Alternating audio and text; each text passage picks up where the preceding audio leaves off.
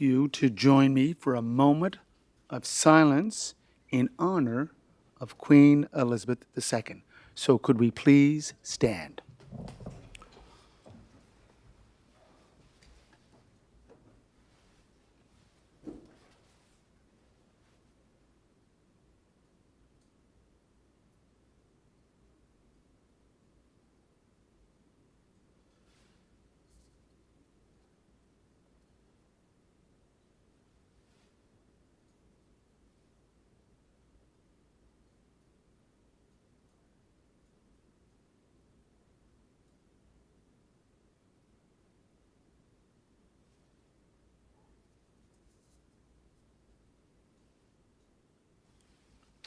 Thank you.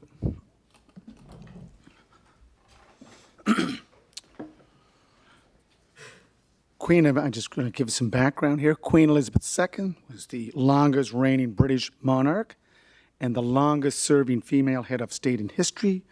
She stood firm at the helm of her country for 70 years through war, peace, conflict, sweeping social changes, and most recently, a global pandemic.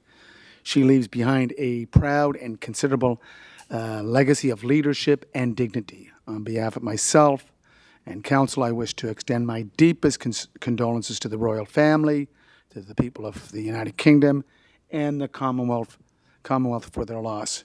During this time of mourning, the flags at all City Hall parks and facilities will be flown at half-mast until sunset on the date of the state funeral, Monday, September 19th, 2022.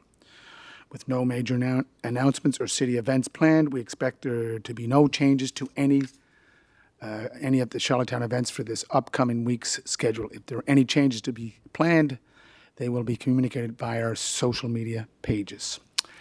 I also want to acknowledge that the land upon which we gather is traditional unceded territory of the Mi'kmaq First Nation. Also, to my left, to your right, Sue Fraser is back with us. She was here when I was a councillor, and now she's back again. It's Retro Sue, and Sue is our director. So I want to thank Sue for coming back to assist interim CAO Donna Waddell. Also, I want to welcome Emily McLeod as acting manager of Human Resources and Communications. So I would like to also to bring attention to two nonprofit events that are taking place this month in the city and province-wide. The first is a living organ donation for those needing a kidney or a liver transplant. Living organ donation may offer a shorter pathway to better health, providing faster access to transplant and a quicker recovery. Living Organ Donation Week raises awareness for this initiative and pays tribute to the life-saving gifts of living organ donors and the incredible resilience of transplant recipients. And you can find out more by going to livingdonationweek.ca. Secondly, the city also supported International Women in Cyber Day on September 1st by lighting City Hall purple and yellow. This is a global movement of advocates who recognize this date to bring awareness to the challenges women face in this industry and celebrate women's achievements in the cybersecurity field. There's a great lack of diversity and inclusion for women who make up only a small percentage of the cybersecurity workforce. IWCD brings awareness to this unique issues and challenges women face within the industry and advocates for more equitable workplace. To learn more about this movement, please drive social change. Visit womenincyberdayat.com. So, call to order, declarations of conflict of interest. Are there any declarations of conflict of interest? Seeing none. I have approval of the agenda, and I did get a request from, just before I say that, Donna, two councillors are not here, Councillors Bernard and Rivard. Okay. So I believe, Councillor McLeod, do you want to rise to make a change to the agenda or ask for a change? Thank you, Worship. I think we'll bring it up under police. No, you want to change Public Works to number 2 after planning. Oh, sorry. Yes, if council we'll do so. I do have another engagement and wondering if I could bring my public works up in behind planning. If that's all right, that'd be great. Thank you. Any problem with that? Okay, so that becomes 6.2, environment and sustainability, 6.3, and so Thank you. forth. So adoption of previous draft minutes. We have two, regular monthly meeting, August 8th, 2022, special meeting, August 22nd, 2022. So moved by Counselor Ramsey, second by Counselor Duffy. All those in favor, please raise your hand. 8-0. Business arising out of the minutes. Counselor Duran. Thank you, Worship. I just have a question on the August 22nd draft minutes. I'm just reading them in the minute section there, in the closed section. And I'd like to know, during our vote to hire the BDO or to move a resolution on to BDO, I understand that BDO would be able to investigate matters other than the 18 items noted in the whistleblower letter. And I have two parts to this question. Is BDO authorized to investigate other matters that are brought to their attention? You know, I know when we were talking, you said if you had any questions to ask our current CAO, but you know, the question I'm asking is it only limited to those 18? You know, if they get into an investigation, they see something wrong, can they go off on their own? And the biggest thing is I'm asking council here, can we amend the BDO engagement terms to include public reporting prior to October 31st? Now, I know we said we were hoping, but, you know, it was so rushed at the time. Council was kind of, you know, we were in the mood to get this investigated. You know, Councillor Tweel asked for 24 hours to have sober second thought, but we went ahead to engage BDO. And now when you go home and you think about it, and I'm getting call after call after call, you know, why would you agree to that? And I was excited that we were moving forward on an investigation or whatever you want to call it. But now, you know, after reading the terms of engagement, I come back and it's going to be dealt with, I think, back to our CAO, and then it could be watered down. And, you know, I just feel that, you know, the public has been asking for that. And the public has been pushing councillors to come forward and agree to this type of investigation. A new council could be coming in, you know, November 7th. I don't think it's fair to be at the door trying to explain it. You know, if this would be pushed to BDO, that their investigation has to be concluded by October 31st, that would give, you know, the electorate, the residents of Charlottetown, an opportunity, you know, to look at it before they mark their X in their vote for the new council. I think it's fair to us. I think it's fair to the electorate of Charlottetown. And I'm asking council, you know, to amend the terms of this investigation. Can anybody answer those questions? Could I just start, and then Donnie, could you? I think that if we go back to 2019, when Mr. DCAO submitted his allegations, we thought they did go down to the minister's office, and I know some councillors followed up with visits down to the minister's office about the 18 allegations. So everything that we were discussing up to that point dealt with those 18 allegations. And I thought we made it very clear when we did vote on this issue on August 22nd that this would be independent from any interference from council. So now we're amending what we talked about in the 22nd. So I think the independence of this investigation is being watered down. Donna, do you want to add anything?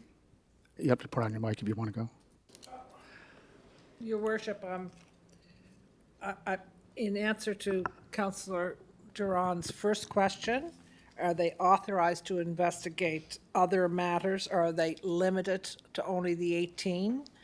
The 18, if there are questions that arise out of the 18, if they have questions that arise out of the 18 issues which are put before them, then they would obviously be authorized to review those.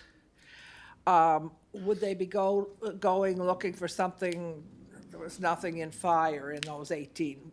Would they be looking to the fire, something in fire? No, but if something came out, my understanding of the way a forensic audit is done is they start at A, they work to B, C, D, E, and then until they reach a conclusion that they're satisfied with.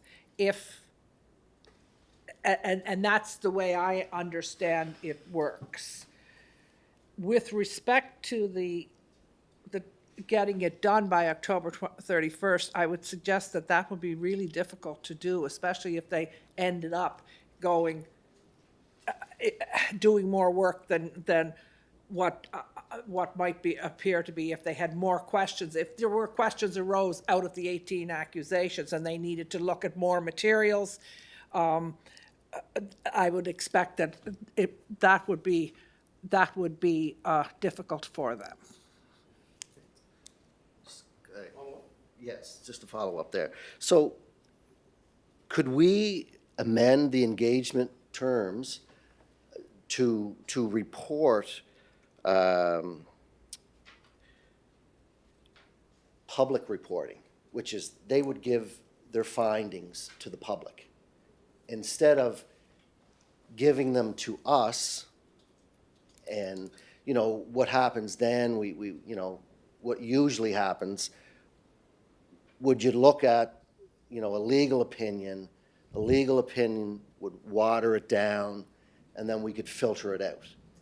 This way, if it's given to a, you know, to the public, and it you know, public reporting, that means to me is their version is in a book, it's given to the public to read their determination of the allegations.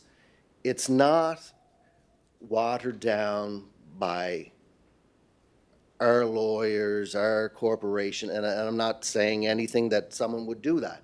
I'm just saying that it's, you know, in a lot of times we seem to pick and choose what we like to release, but if it was given to public report, you know, that way it would be open. You know, we've always said those words in this chamber, open and transparent. You can't get much more open and transparent if someone's engaged in doing a report for you, that it's open for public knowledge. And that's what I would like to see. Yeah. You know, I'm getting phone calls, I'm meeting people in the park, and they're saying, why, of all people, would you agree to this? Well, that night, you know, we were in council had a discussion, we agreed to move forward. Mm-hmm. But when you go home and you read the terms, and you have time to think, you know, that's the most frustrating thing as being a counselor, is you're not given time to process all the things that you're supposed to vote on. You know, and that's a frustrating part. So I come home, I was excited. Great, we're going to move forward with this. You know, people have been wanting this for 3 years. And then I sit down and I said, oh, darn, you know, and that wasn't quite my words I used, but I'm just like, that's not going to the public, you know. And I'm asking, that's all I'm asking, is let's do this report. And if they can't do it by October 31st, you know, that's understandable, I guess. I think it's enough time to do that, but maybe it's not. At least, at the very least, let it be open to the public so they can see what the allegations were. Yeah. So again, I think we voted on a investigation from a third party to bring back a report. I didn't think that we were going to just talk about that behind a closed door. My understanding was that it would be in an open meeting. Okay, Councillor Tweel, and then can I go with you, Councillor Yankoff, because he had his hand up. I think, is that mic on? Okay. Want to kind of expand on Councillor Duran's point. That particular evening that we had the special meeting, when we did go in camera, we might have spent 15 minutes on that particular item, maybe 20. I asked council if we could have 24 hours, at least 24 hours, so that you can, think about what we're actually doing here in terms of the terms of reference. But I was denied that request. People truly want an independent investigation with no vehicles or avenues to City Hall. I want to thank Donna Waddell for all the work that she's done pulling this together. It wasn't an easy task. I'd like to add to it and maybe reiterate or reinforce what Councillor Duran said. I can recall when our CAO talked about, like you used the word confined. Is that the word confined to the 18 allegations? And then that was a red flag for me, to be honest with you. And that's why I was really hesitant. I didn't know what to do, whether to vote for it or vote against it. If I voted against it, people saying, well, geez, you're the one that wanted the forensic audit. You're the one that wanted the independent investigation. But when you take on a task of this magnitude, it's got to be separate from City Hall, and it has to appear to be separate from City Hall. And that, to my mind, it has to be all-inclusive. And it shouldn't be just confined to the 18 allegations that the former deputy CAO, Scott Meservey, talked about. I mean, there's many things that need to be looked at. The handling of the firing, to my mind, the firing of our two deputy CAOs. Councillor Tweel, we're No, now, no, I've got the no, floor. but you're. I've got the no, floor, I know you Mr. do, but Mayor. I'm asking you as presiding chair, please ask your question. Well, I'm trying to get to that. Yeah, well, But ask your You question. got to allow me. I- You have to allow me Ask your to be question. able to elaborate Ask your and question. expand upon. See, there we're here to debate and discuss the issue. Ask the question. Well, I'll get to it, but you can't. You're undermining my train of thought. Just ask the question. No, you're undermining my train of thought. Anyway, so I think the investigation has to be all-encompassing, all-inclusive. And it just can't be limited or confined to the 18 points that the first CAO brought up. I mean, the second CAO had a bunch of information that she sent to all members of City Council that need to be explored, need to be investigated, and we should be looking at everything. I mean, if we truly want an independent investigative analysis, assessment, and conclusion, then it can't be confined. So I would definitely support. An amendment to the resolution. I think we get it right. Then slowly but surely we earn the confidence of the electorate, and they have faith in what we're trying to do. You just can't limit that scope. Okay. So that's my first go around. Okay. And I'll leave it at that. Councillor, can you turn off your mic there, Councillor Tweel? Councillor Yankoff? Thank you, Your Worship.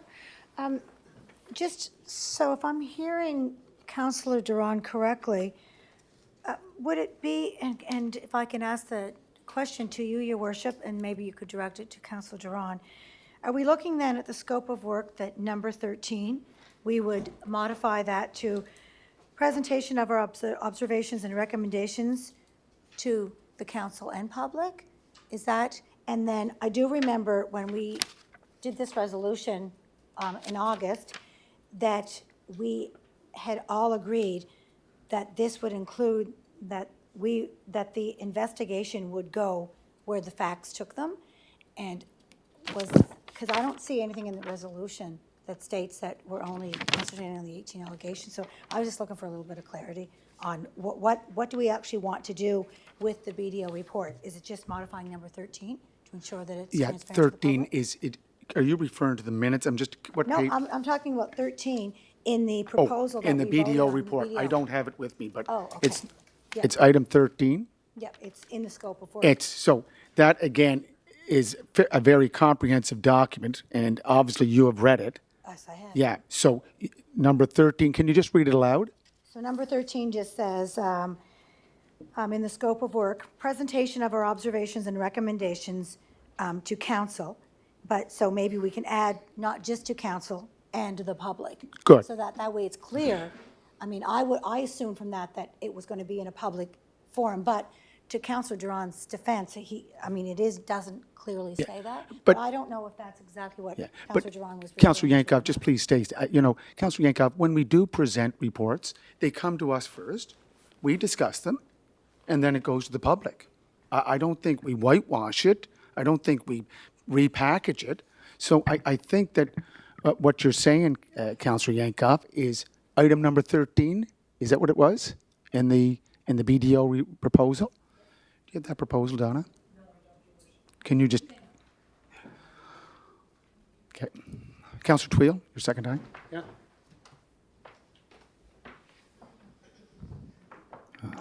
I think what we need to do,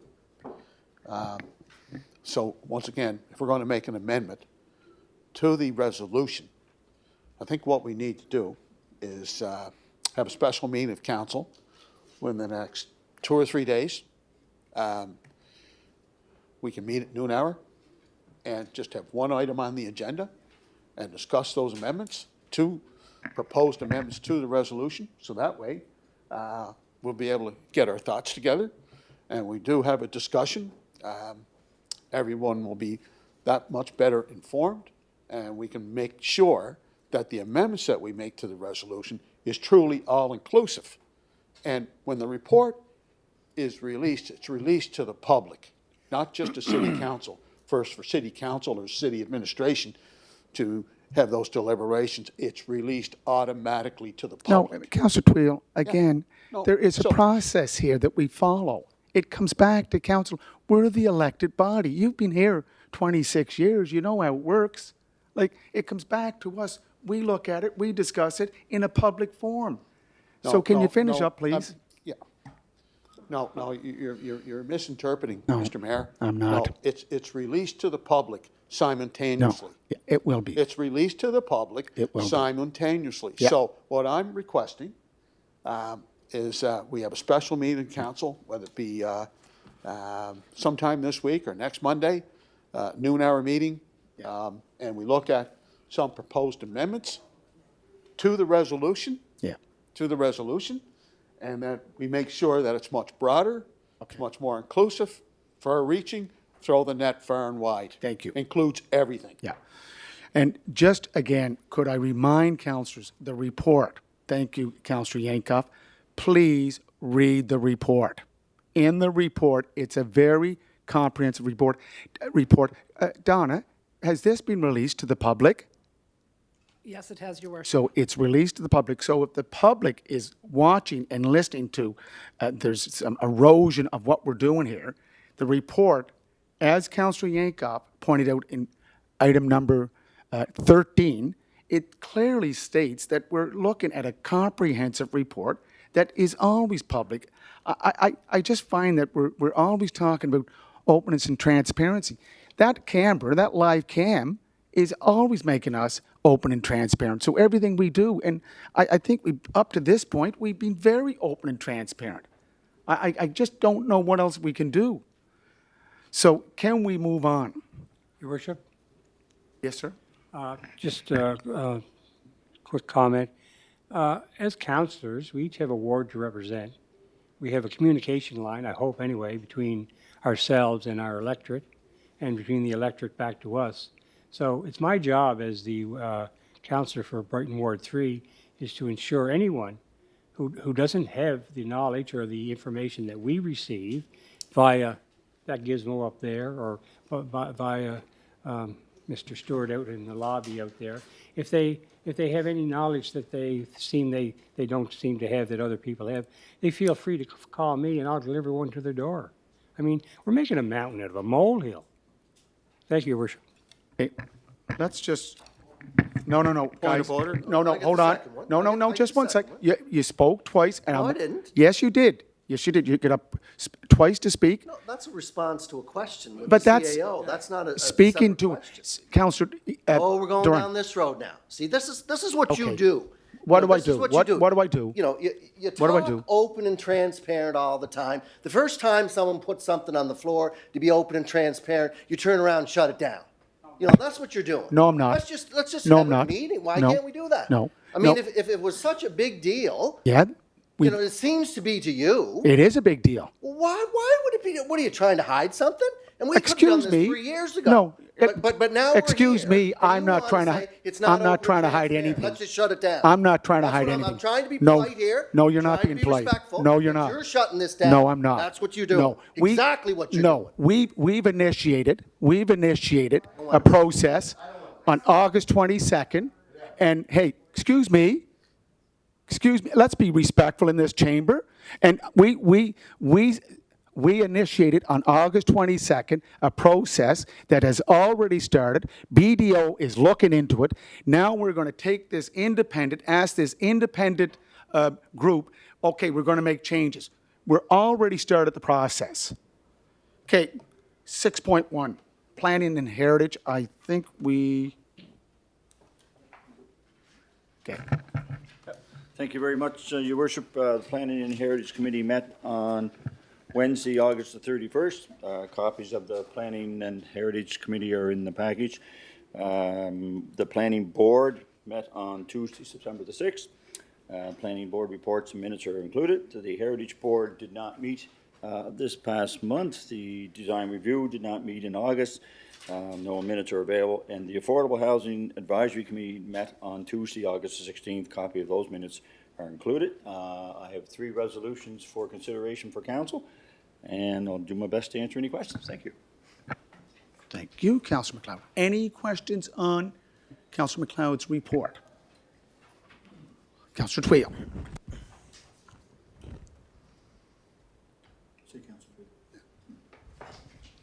Thank you for your report. Councillor McLeod, about a year ago, I talked about some of our residents in the city where it's more than, just a family setting. In some cases, we might have 8 to 10 people living in some of these homes. There's about 8 to 10 cars that are parked at some of these respective properties, and the dynamic of these neighborhoods are changing. I contacted Mr. Forbes, manager of planning. He said the process is for residents, fill out a complaint form. Some of the residents did fill out a complaint form, but have not heard back. And they questioned me when I was visiting with them. And it's not just, in one particular neighborhood. I would suggest that it's in a number of neighborhoods. And the residents are asking, like, in terms of the zoning and development bylaw, there are procedures, there's prerequisites, there's rules and regulations, and why is this happening? We just want to understand, how many people are allowed to live in some of these, say, single-family dwellings, and what are the parking requirements. They did fill out the complaint form and have yet to hear from the manager of planning. Thank you very much, Councillor Twill, for your question. I guess, as we all found out that the Supreme Court, in many instances, have proven that we are not allowed to have a say as to how many people can live in a unit in the last few years. But the process is that planning, when they get the complaint, it can be a search maybe with a bylaw officer taking a visit. And if at that point the manager of planning feels that it has to go further, he writes a letter, hopefully, or has communication with the proprietor to help alleviate the issue that way. And then if there are bylaws being broken as far as parking, then they would be dealt with accordingly through the police act. But if you would like to forward me that particular case, I'll be sure that the manager of planning certainly gets back to the resident. But I would assume it gets caught up in, hard to actually sit down with these owners of some of these properties to get an answer. And there needs to be more collaboration, I agree with you. But that's the biggest issue, is trying to get everybody on board, including the community. There's multiple issues with this topic that you're on, and but I would say that the manager will definitely get back to whoever that put in the application, and I'll further that discussion with the manager of planning when he comes back. Thank you. Well, Thank you. It seems to be a recurring development, for the lack of a better adjective. It seems to be a recurring development throughout the city of Charlottetown. It's not just in one particular neighborhood. I would suggest it's starting to flourish, and has flourished in a number of neighborhoods, and there's the reasons for it. But the residents have been questioning and are wondering why this is allowed to happen. Again, how many people can live in a single-family dwelling? Can it be 8? Can it be a dozen? And how many cars can park out front, park on the front lawns?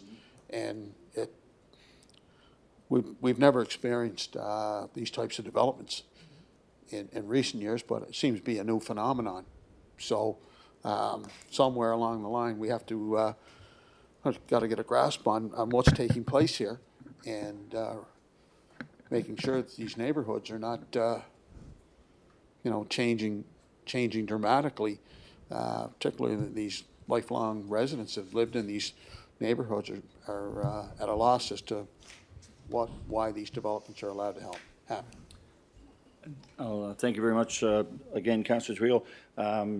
I guess, to some degree, it's a social aspect of life and how life is changing in our communities. But I will say this, that if there is a will of council to see the bylaws change to suit those such situations, and I suggest that I'll bring that up to planning, that council has brought that to the attention, and that we'll look at the bylaws moving forward to see what we can do to help alleviate this problem in all our communities. You're right. It's in all our wards. It's a big issue, and I think it's time, you're right, that we sit down and look at the bylaws and move forward accordingly. Thank you. Councillor Duran. Thank you, Worship. Thank you very much for your report, Councillor McLeod. And thank you. I guess by seeing Laurel in the chair there tonight, I guess Alex must be on vacation, or is he? He's away. Because there's a lady in my ward, she's been asking for information for the last 2 weeks. I think she has some major concerns that are very important to her. There's been a number of emails with yourself going back and forth, building inspectors, managers, and I can feel for her in her frustration, but at the same time, I think our planning department is overwhelmed. It's you're asked to do many things, but when it comes to a resident, it's only her question she wants asked. And I know you're filling in today. You probably were so busy trying to get ready for, everything tonight that you never had time to respond. But I told her I would bring it forward tonight to ask the manager, which is yourself, if you could please get back to her maybe in the next day or so with the information that she has asked. She calls me, or I see her in the park, and I feel the frustration of residents, and I know we have to look at planning if we're going to get another person in to help out with the load. The city's growing in leaps and bounds, but I just want to ask if you could look at hers tomorrow, if you'd. Councillor Duran, we need more than one person. We need several in the department. And I would like to respond to your comments on this particular resident. She sent a number of emails. Staff has responded to her several times. She's asked the same questions over and over again, and we have responded. I've already sent her one email last week. I will follow up again. However, it's going to be the same response. The applicant that she is concerned about has met the bylaw, and we are not in a position to require anything of that person when they're in meeting the bylaw as of right, unfortunately. And I do understand her concerns. However, our hands are tied as far as the proposed development that she has concerns about. Can I just respond? That's terrific, and, you know, I appreciate that immensely, because I know you're overworked. And that gets back to, you know, the planning or staffing, or, you know, we spend money in so many different areas. I'm just wondering, has there ever been any internal or external reviews or studies of the planning department in the last 18 months that may be able to help us Yeah. with any upcoming, you know, staffing changes or anything? Yeah. And that'd be directed to you, Chair McLeod. Just turn off your mic there, Councillor Drawn. Okay, go ahead, sir. Thank you very much, Councillor Drong, for your question. Yes, if you're indulge a little while longer through our HR department, you'll hear some news on that particular item. Okay, I think that'd be best to leave it until HR discusses it. Okay? Thank you. Perfect, thank you very much. Thank you.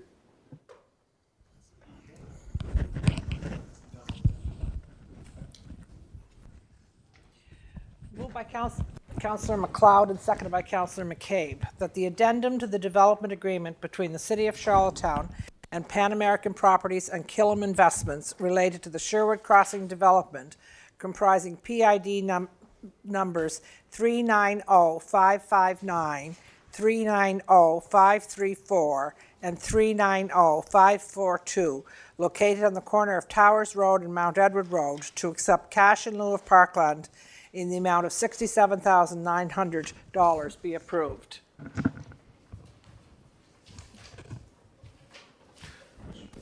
I see I'm the only one Councillor asking. Drawn? Are you going to speak to this, or can I ask? Go ahead, go ahead. I'm just not sure what happened. The developer came in with a development plan, and now he wants to change it, and he's going to pay us cash in lieu for parkland. Is that correct? Yeah, yes, it is, Councillor Drong. Yeah. Okay, like, I know the public, like, we keep doing this different times with various developments. I know the one across the street, we've changed it. You know, I think parkland is very, very key to this development. I just don't understand why we would accept it. There's a lot of townhouses. We hope to get new families in there, and I think the parkland would be a great asset to it. So I don't know if there's ever going to be enough parkland for everyone, but I certainly can't support this resolution. Thank you. Okay. Question? Question's called. All those in favor, please raise your hand. Okay, all those against? 6-2, Councillors Duran and Tweel opposed. Moved by Councillor McLeod and seconded by Councillor McCabe, that the request for a major variance to reduce the minimum required side yard setback from 6 feet to approximately 1.6 feet in order to permit a 408 square foot rear addition, as well as 2 new dormers atop of the existing single detached dwelling located at 29 Bayfield Street, PID number 356469, be approved, subject to 1, conformance with the site plan drawing prepared by Studio Berho Architect, received by Planning and Heritage Department on July 27th, 2022. Any questions? Questions called. All those in favor, please raise your hand. 8-0. Moved by Councillor McLeod and seconded by Councillor McCabe, that the request to amend Appendix A, future land use map designation for a portion of property 1.9 acres from comprehensive planning area to industrial, amend Appendix G, zoning map of the zoning and development bylaw for a portion of the properties 1.9 acres from comprehensive development area CDA to light industrial M1, subdivide the 1.9 acre portion of the subject property containing the well drilling business with the remaining vacant parcel held in development reserve, and amend Appendix B, comprehensive development area parcels and permitted uses to reflect the use of the remaining parcel of land, 5.94 acres, as vacant. In order to accommodate the expansion of the existing well drilling business, including office, drilling equipment, and storage uses on the property located at 210 Malpeck Road, PID number 388298, be approved to proceed to public consultation. Public consultation. Okay. Questions called. All those in favor of a public consultation? Okay, 8-0. Any more to report, Councillor? Thank you. That concludes my report. Thank you, Laurel. Okay, do we want to go on to Public Works Beautification?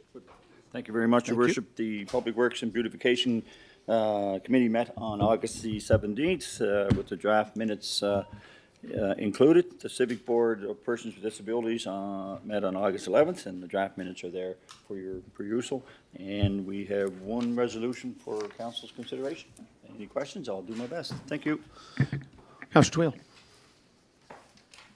Has there been a change in the policy with respect to ditch infilling? Has there been a change, whether it be doing a stretch on a neighborhood street or you know, identifying one resident and filling in the ditch? Thank you very much for your question, Councillor Twill. As far as I know, no. We all decided on that a while ago, that ditch infill would not be done unless staff deemed, I believe, something that was a safety concern. I believe, as far as I know, outside of that, I'm not sure if you want to redirect your question as to a little more particular, but as far as I know, unless it was a safety concern, there was no ditch infill. Thank you. So staff would make the determination as to whether or not the ditch is unsafe. Has that happened, or is that going to happen? To my knowledge, I'm not aware of anything at this Okay, point. okay. Thank you. Just want to, once again, bring up the fact, Towers Road, the active transportation pathway. As you know, we had 75 people send emails to City Hall requesting that infrastructure be constructed. So I want to bring it up again, and I know that it wasn't approved this year. So if I'm successful in returning, I can guarantee you that it's going to be on the docket in terms of having that facility built. With all the traffic that's on that road, the people are, they feel they've been patient long enough. This should have been constructed back in 2019. And the excuse that, well, there's other development in the south of Towers Road, well, there hasn't been any development, so we can't use that as an excuse. Okay. And the other red herring is, well, we don't want to construct the facility because it might be damage done to it. There's only one road going into any potential development that's to take place, and the onus would be on the contractor Okay. Yeah. to put it back the way they found it. So I think we got to start being a little more, I think Donna Waddell used a word with me back a few weeks ago, being creative. Yeah. So let's start being creative, Okay. innovative, and look for reasons to do something as opposed for reasons Okay. not to do it. So, Yeah. Councillor MacLeod, I wanted to bring that to your attention as well. Councillor Duffy, did you have a question? Thank you, Your Worship. Now that Councillor Twill has brought up the Towers Road pathway, I did ask the police department, he brought it up last month, so I asked the police department after last month's meeting to bring me up to date on any developments on Towers Road. When we talk about the pathway, the active transportation pathway, we're talking about a strip of asphalt, maybe 10 or 12 feet wide, that pedestrians use and walk on. It has nothing to do with motor vehicles at all, okay? It just has to do with pedestrians, and that's what we're concerned about when we put active transportation pathways in place, okay? So, having said all that, the updated stats on motor vehicle accidents on Towers Road since 2016. The present stat that I have this past month is we had 5 over the last 7 or 8 months. These are vehicle accidents. I'm sorry, there's 4 of them were vehicle accidents, and they occurred on the corner of Towers Road and Mount Everett Road, okay, where the lights are, and they're due to people either running into the person behind them, not signaling and going, and the person not realizing they're moving, so they have a fender bender there. So since 2016, we've had 17 mishaps on Towers Road. 15 of those were mishaps at the corner of Towers Road and Mount Everett Road. The other 2, one is the lady that back in 2019, she was crossing in the crosswalk closest to what is it? The trail down, yeah, the Federation Trail. That lady was crossing in the crosswalk. It was an inattentive or inconsiderate motorist hit her and knocked her down. She had minor injuries. That's one.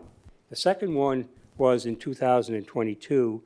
On the Towers Road itself, one vehicle slid into another. So that's the second motor vehicle accidents there concerning other than Towers Road. So all of that to say, none of the 17 accidents that occurred would have been canceled or eliminated because of the act of transportation. So when Councillor Tweel says it's a very dangerous road, yeah, it could be if you have a very nice car and people keep running into you and hitting you at the corner or on the road itself, but it has nothing to do with an active transportation pathway. So he brings it up all the time. Yeah. When it's a falsehood, he's saying it's a very dangerous road. He's misleading council, he's misleading the staff, and he's misleading the general public. Thank you, Your Worship. Councillor Twill, just 1 second. Just hold on, just 1 second. I want to please sit down. One thing I want to say, Councillor McLeod, this is about the Beach Grove Road.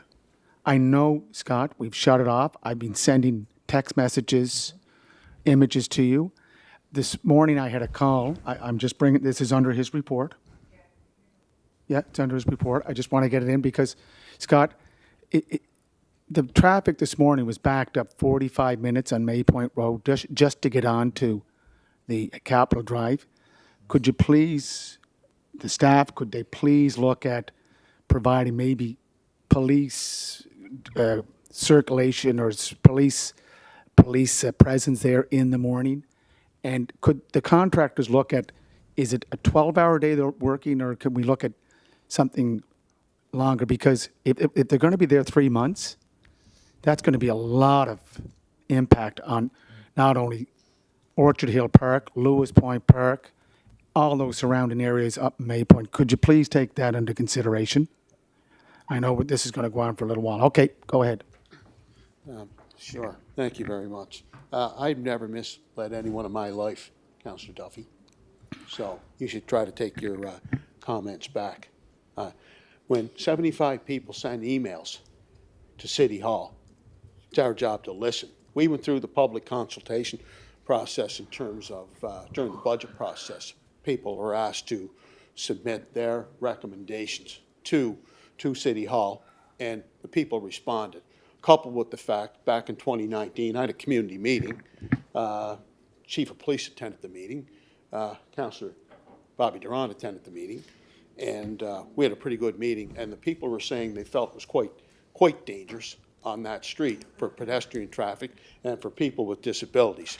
The mere fact that delineators were put up to try to segregate the pedestrian traffic from the vehicle traffic, to my mind, is a case in point, and that's only temporary because during the winter months, those delineators are packed up and Public Works takes them away. People on the east side of Mount Everett Road, people on the south side, and even the people on the north side are wanting an active transportation pathway to make it much safer, and a lot of seniors that live in that community will not commute up and down that street. So I bring that message to City Hall again. Yeah. I'll continue to bring that message to City Hall again until the job is done. Yeah. Councillor McLeod? Thank you very much, Councillor Tweel. As you bring up the past, I'll just kind of summarize that the Public Works Committee, right, said no. that there was going to be development. Now, over time, some of the development has slowed down, but I believe Mr. Adams has got notification that the development is going to happen, and it was supposed to start this summer, I believe, but Scott can correct me. He's in the know more than I am. But no one's debating the fact that Towers Road is a busy road. We put in for funding, the active transportation funding for that project, and it was not approved yet. As we just heard, Beech Grove, there's multiple problems within the city, and everyone wants multi-purpose paths, but unfortunately, we can't fund it all by ourselves, and we need to rely on our government body.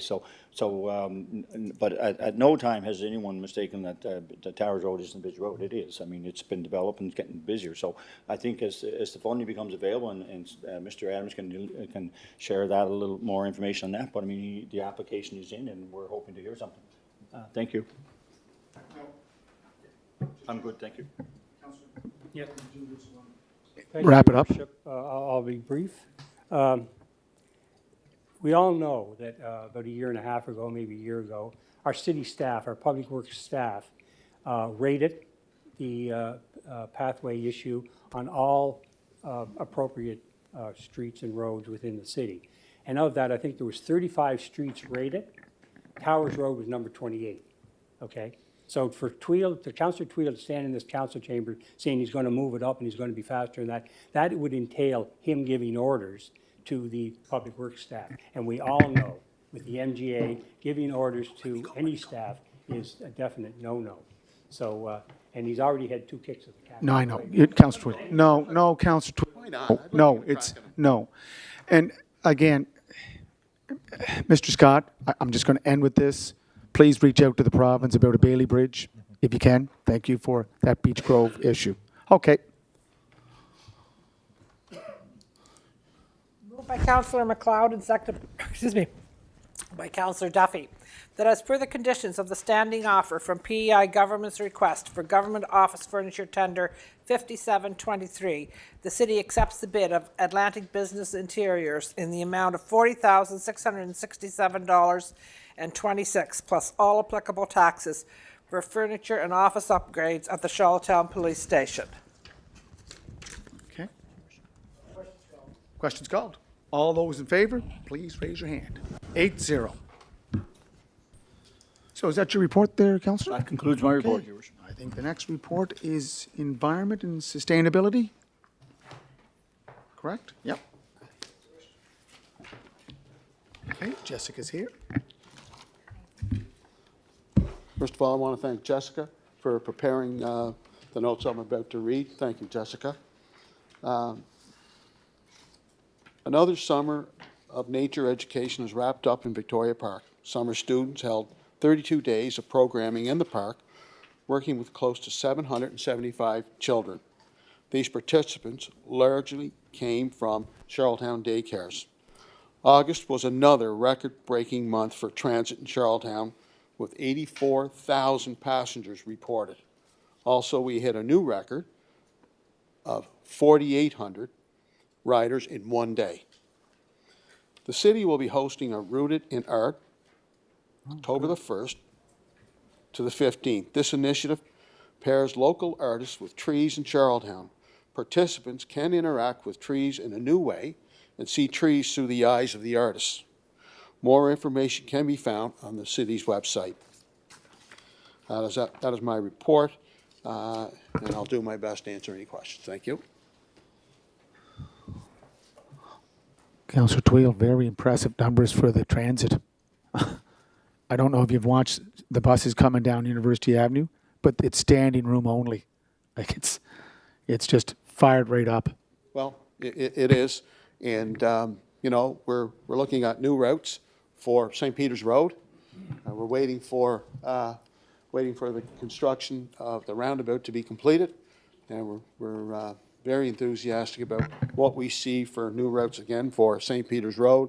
The sooner we order more bus shelters, we're being requested by citizens across the city, and we're definitely going to have to expand our routes and you know, 7 days a week, times. People are making comments.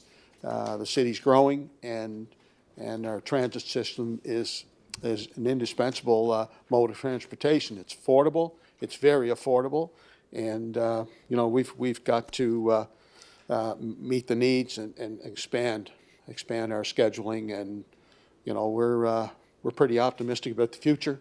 But the province and the feds are really going to have to come on sides to help us with funding for not only capital but operational. Thank you.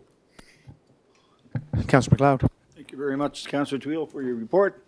Good news on transit, and we're all pro-transit. My question does have to do with transit, and just to give feedback on your new, when the new routes come available, I'm kind of hoping that, I'm not sure how many of the other councillors in the room have had this question brought to them, but I'm getting lots of calls on the speed of our buses. Heavy speed. Going up and down some of our side streets. You know, I think the buses were probably never, or the streets were never really intended maybe for some of these side streets to begin with, but you know, going 60 and 70 in a 30 zone is probably not acceptable. I know they're stretched to the limit. They're doing their best to provide the best service possible, but it is an issue, and it's becoming a growing issue. I'm not sure on the other wards, but I know in my ward I get multiple, just about any time I go out, someone approaches me on the buses of the speed. So just if that could be brought up, I'd appreciate it. Thank you. Our CAO made note of it. Jessica's made note of it, and then we're going to be talking to the ownership and the operators probably tomorrow. How's that sound? That's perfect. Good. Thank you. Okay. Thank you, Councillor Tweel. Thank you, Jessica. Next report is strategic priorities. Thank you, Your Worship. We did not meet last month, and the youth engagement did not meet last month, and there is no resolution, so I'll be short and sweet with this. Anyone have any questions? We can start it right off. No questions, Kevin. Councillor Ramsey. Thank you. That was great, wasn't it? Finance, Deputy Mayor Cody. Thank you, Your Worship. Our committee met. The report is in your package. There are no resolutions coming from, there's one resolution coming from Finance, and the committee did review a number of resolutions that are going to come forward as the meeting progresses here tonight. But if there's any questions or comments, I'll do my best to answer them.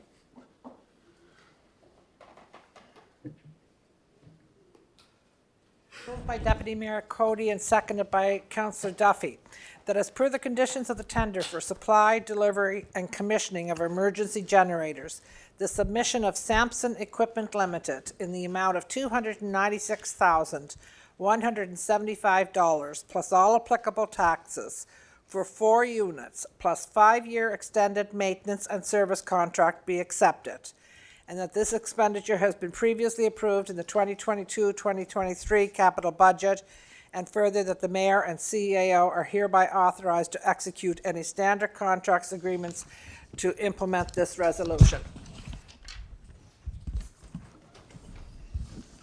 Sorry, Your Worship. That's all right. One thing's there. Okay. Questions called. All those in favor, please raise your hand. Okay.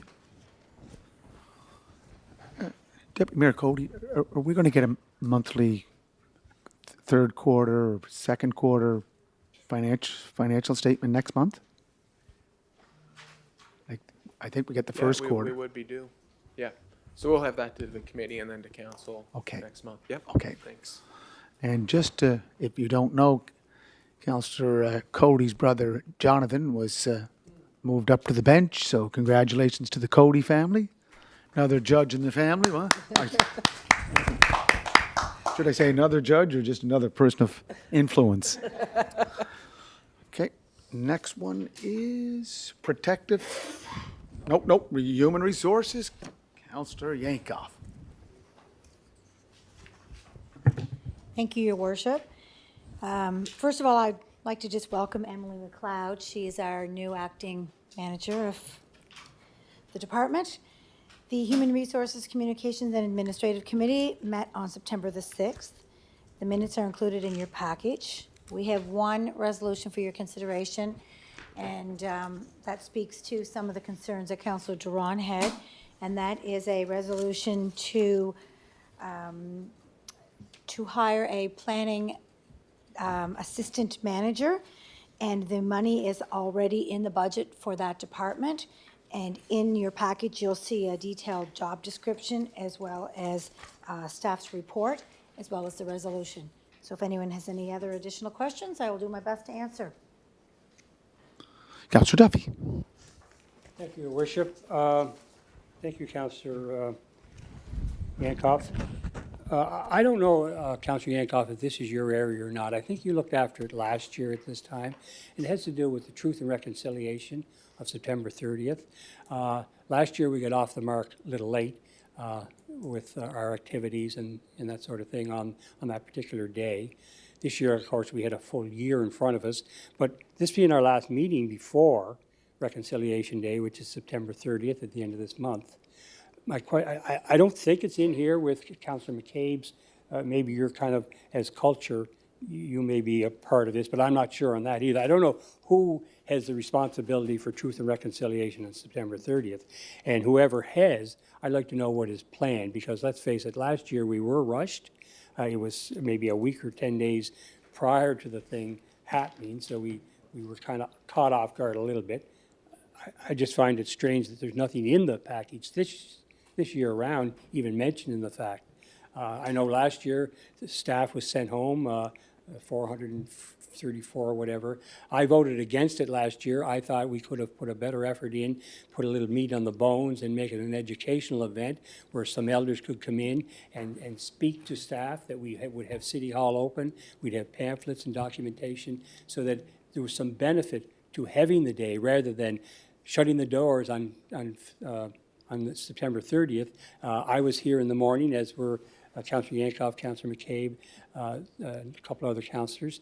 We had the flag raising out here. There was maybe 22, 23 people in total. I would hope this year that we had beefed it up a bit more and a little more organized. Is it going to be a holiday for staff, or is it not going to be a holiday? So I'm not trying to. We were speaking this morning about other things, and I forgot all about this. I'm not trying to put you on the spot. I'd just like to know what's planned for the 30th, if anything. Thank you. Thank you. Thank you, Councillor Duffy. Great question. I will defer to Emily without putting her on the spot, but I don't have an answer to that question. So, and I'm not putting you on the spot, and I apologize if we are. I do believe it's a stat holiday now, though. Yes, it is a stat holiday. Your Worship, we didn't bring that to the last HRCA committee, and that should have been brought forward. I don't have an answer as to further activities this year, but I will maybe defer this to Donna if she has anything further. No. No. I think, based on what I understand, Councillor Duffy, is that the province does take the lead on this, and they have an organized ceremony at Province House. Reconciliation currently doesn't fall to any specific committee. I think that's the hope when we get in a new structure, that that will be part of the new structure. So. Did you have your mic on? No, you just, okay. So, Emily, could we put something together with your group upstairs to look at what's happening in other municipalities? I know last year I was in Toronto. Toronto did not take the day off. Yes, Your Worship, we'll move forward with something. Yeah, and can you just follow up with Absolutely. Councillor Follow up with Yankoff and council. other councillors, and then we'll have some. Thank you for making that point. Again, we did meet as a HR committee. It wasn't Yeah. brought up, but good that you brought it up today. Your Worship, maybe we could verify or confirm that it is a statutory holiday. That would be a good start. I read material today that didn't indicate it was a statutory holiday, but I don't know any more than that. So could that be done, Emily, just to verify that? Yes. Thank you. Thank you. Yes, I did. Yeah, Thank you. go ahead. Thank you for your report, Councillor Yankoff. I just want to, I have another 4 or 5 questions. I go back to the process last month. In our last public meeting, I asked about the new position that was that came up. that it wasn't advertised. Checking under section 3.5 of the city staffing bylaw requires all vacancies to be advertised. Section 36 requires interviews to be conducted. I'm just wondering, I know it was said that, you know, we were discussing it, and I didn't get a firm answer that it came under the CAO's budget. But I'm here just asking, you know, did we follow the hiring process? Was this an issue that, we needed help, a new position came up? Were all the checklists, and I'm not putting anybody in the spot, I'm just wondering, was the process followed? That's all I'm asking. We talk about, procedure and process, and it's been coming to my attention that maybe we didn't follow the process. Can you answer that one on that question? Councillor Yankoff. I just looked over at Emily, I looked over at Donna, and I think we answered this the last time, Councillor Duran, but correct me if I'm wrong. I do believe that process was followed because this is not a permanent position, this is a contract, and it has a clear, concise start and end date. Yeah, and we're not filling a position that it was vacated. The CAO asked that she bring in Sue Fraser as director on a contractual basis. So correct me if I'm wrong, Emily or Donna, does that fall within what Councillor Duran is stating?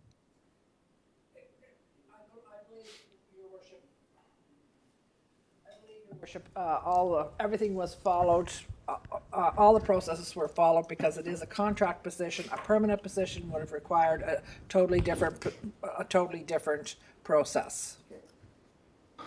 Councillor Duran, no, So that's the answer. So that's it. you can create a position, but you don't have to go through the staffing bylaw. Is that how it works? It's a contractual position. So if you give a contract to anybody, you don't have to go through the staffing bylaw? That's the way the bylaw is written. That's right. Councillor. Oh, okay.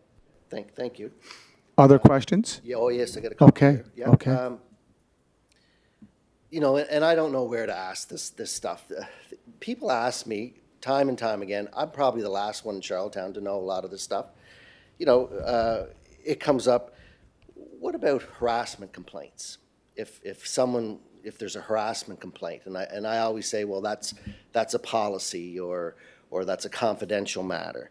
But is there any current harassment complaints, within the city corporation? If someone asked me that, I would say, I have no idea. I'm just wondering, do we get any of that information? Is there a status of yes, there is? Should we be given that information? That's something that I'm asking. Maybe that's not something that we have to know, or should we know? Okay. Councillor Yankoff? Presently, if there's any harassment complaints within the operational staff, that does not fall under council's duties. That falls under an operational and under the CAO and their department. So I know that it's not something that's brought up within our committee. And if Donna or Emily want to elaborate more on that, I can say that I'm not aware of any that's come into our committee level. Okay. Donna, do you want to just respond? Yes, Councillor Duran. The policy, I believe it is a policy, it's not a bylaw, is quite clear that there's no, on who knows about what harassment complaint. No elected official is ever told about a harassment complaint with respect to a staff person. And it's a very limited group of people. I guess I would know, and the manager of human resources would know, the person who made the complaint would know, and the person against whom the complaint would be made. There's a number of steps that in the policy that are followed, and looking for mediation to see if there's some way a complaint can be resolved. It's all fairly clearly laid out in the policy, Councillor Duran, but no, I have, in my experience, and in my previous experience, elected officials were not made aware of any harassment complaints. nor was anybody else. It was, you know, I had her, in my other life, I had apparently there were harassment complaints and I never knew anything about them because it wasn't necessary for me to know. Yeah. It was on a need-to-know And basis. Donna, to add to that, when I sat on the UPEI Board of Governors for 6 years, and if there were any issues with staff, that was not a Board of Governors issue. That was a operational, that was through the president's office, through his vice president, and so forth. Another question, Councillor? Yeah, so I'm just saying, well, for elected officials, it's totally different, right? So it's public, but Yeah. for staff, so we don't know if there is one currently underway or we have no Okay. idea that. Okay. So it gets back to, you know, people call you all the time, hey, Bob, do you know this? Was there ever any talk about a former employee destroying city records? Well, how would I know that? You know, I wouldn't know that. But you know, are you aware? Would you know, a former person destroyed city records? Would that be something that the CAO would know, or would it be the head of HR? Like, you know, these things. You know, is there an ongoing investigation into this? Like, when people phone you and say, Bob, do you know? And you say, no, I have no idea, I'm sorry. Well, shouldn't you know? Well, I don't think that's our, you know, who is it? Is it you? Is that who involved this? If there was an allegation of... If there was such an allegation, it'd be dealt with through HR, through the department manager, and probably through my office.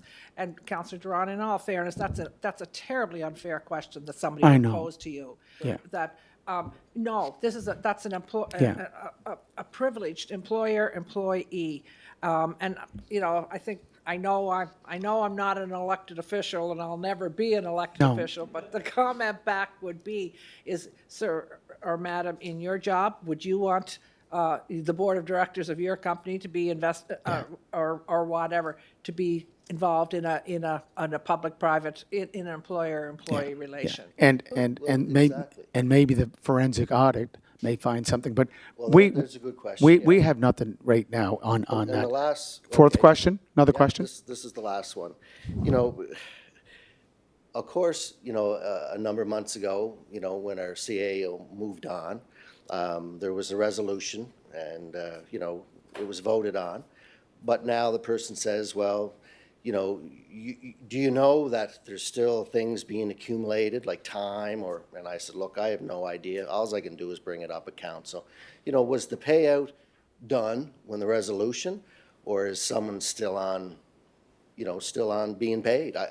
Look, I don't know. I'll ask the question. Yeah. And leave it up to someone like yourselves to answer it for them. Yeah. Well, it's a confidential agreement. It was the contract that was voted on the previous council, March 29th, 2016, and it laid out the options. So if we breach that contract, then not only are you liable and everybody else in this room, but the city government is. So that's part of the confidential agreement. Again, that goes back to the contract that was voted on March 29th. I have the resolution 2016. So that resolution, I can say, that's what council agreed on. Yes. That's exactly what, you know, I don't have the figures. Yeah. You know, well, how much? I don't know. So that's a confidential Yeah. matter again. Yeah, So, but the resolution states what was done, right? Perfect. Thank you. That answers all my questions for Emily? HR tonight. And I know they're not very nice questions, but I'm getting tired of, I don't Yeah. know, you know. Yeah. That's why I'm bringing them Well, forward. I know that's what we have to respond to as elected officials. But Emily, for being the first night on the job, you did a great job. And Councillor Twill, you're going to grill her too? Yeah. It's not so much with respect to the contract, it's with respect to the settlement. I'm being asked questions as well from people in the community that are saying, well, you know, did you pay out that settlement or is that particular individual still on the payroll? Yeah. It's like, so can we get an answer to Yeah, that? Councillor Twill, again, we can get a legal response, and I think the legal response was given to us on May 11th, and we voted on it, and it was made clear. It's a confidential agreement that was a contract that was voted on March 29th, 2016. That's, Anyway, there's. I know. I just want you, well, I just want. Oh, I'm hearing it too. I'm hearing it at the door all the time because I'm knocking on the door. Okay. Well, do you know what? I mean, People are asking questions. Yeah. They're asking questions. Is Yeah. the former CAO still on the payroll? Yeah. So, second time? Yeah, second time, last question. I had it at the top of my list and I forgot it. I talked to her, the lady that lives beside the Shore Community Hall, and I said, how are you doing? I drop by from time to time and I talk to her. And she hasn't received her settlement yet, and she understands there's another appeal. Her house is empty, all her garbage is taken out in the dumpster, and she's just sitting there by herself. And she basically saying, you know, what is the settlement? What am I gonna get? I can't move anywhere. I don't have a place to go yet. And I look back to the HR committee meetings and you know, Mayor Brown, you know, discussed it a week ago. And, you know, I said, has anybody from the city reached out to you? And she said, no, I haven't been talking to anybody. You know, I don't know what I'm doing. And she's very, you know, tearful. And, you know, I know Mayor Brown, I asked, you know, did you reach out to her? No.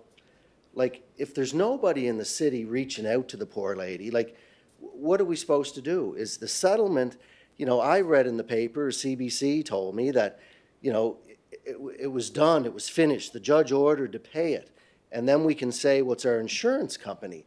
But, you know, if I run into my car or run into my house with my car, I pick up the phone and I phone my insurance company, and the person is so good to deal with.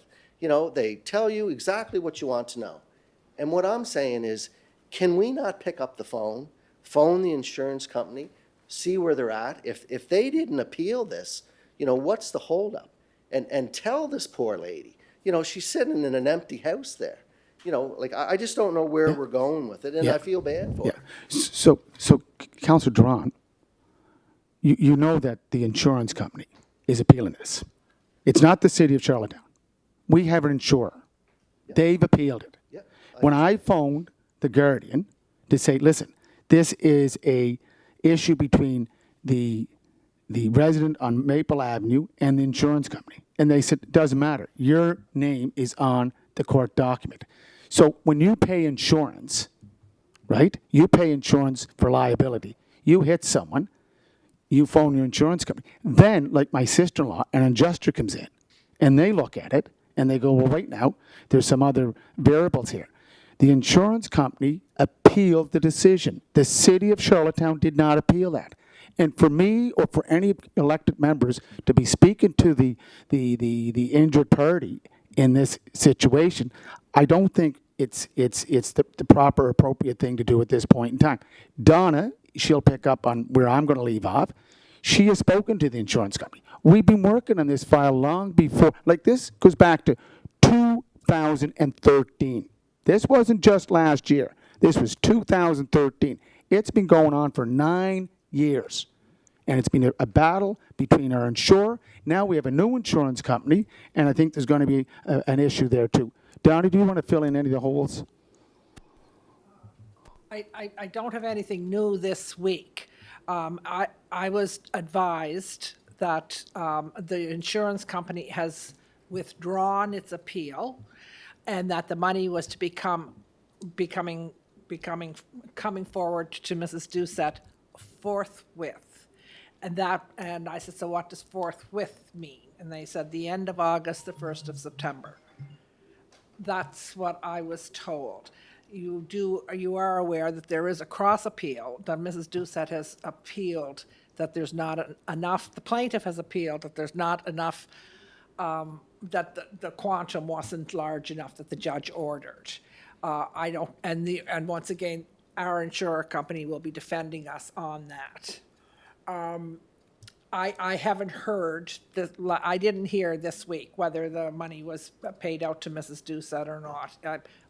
When I checked, it was forthwith, and that was the week before last week in August, first week in September is what the insurer's lawyer told me. And I can appreciate, and she understood back in 2016 when, we met here and we tried to negotiate and it wasn't working out.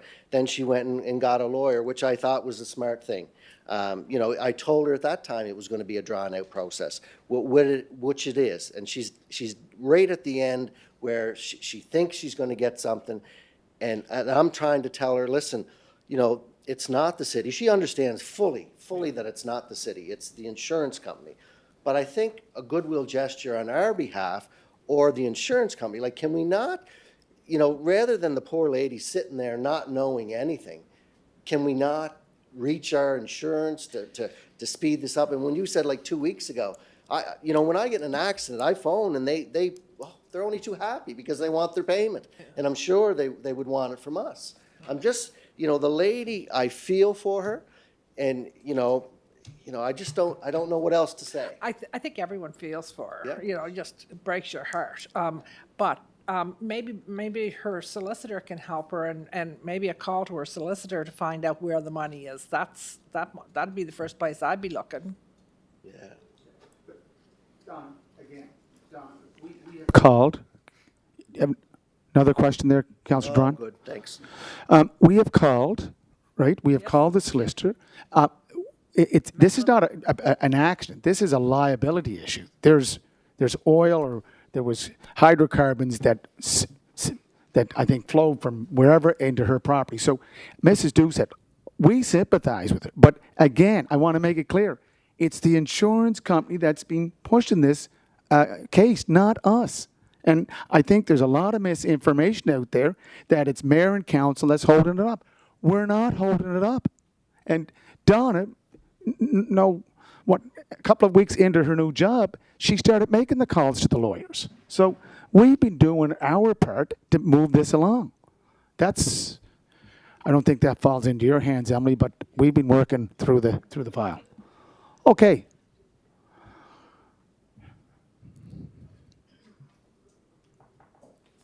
Okay, Councillor Tweed, this is the third time. I don't think I spoke, Yeah. not under human resources. Yeah, it is. It is the third time, sir. Just want to, No, it's the third time. Come on, Councillor Tweed, if we're going to put the rules in, like I've been criticized, let's move on. Protective services.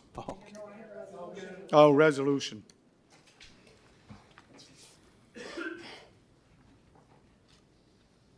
Assistant Manager. Moved by Councillor Jankoff and seconded by Councillor Cody, that the City of Charlottetown accept the creation of an Assistant Manager of Planning position as per the attached, effective September 12th, 2022. Great position. All those in favor, please raise your hand. 8-0. Okay, thank you. Councillors Bernard. And who else? Bernard, absent. Thank you, Councillor Yankoff.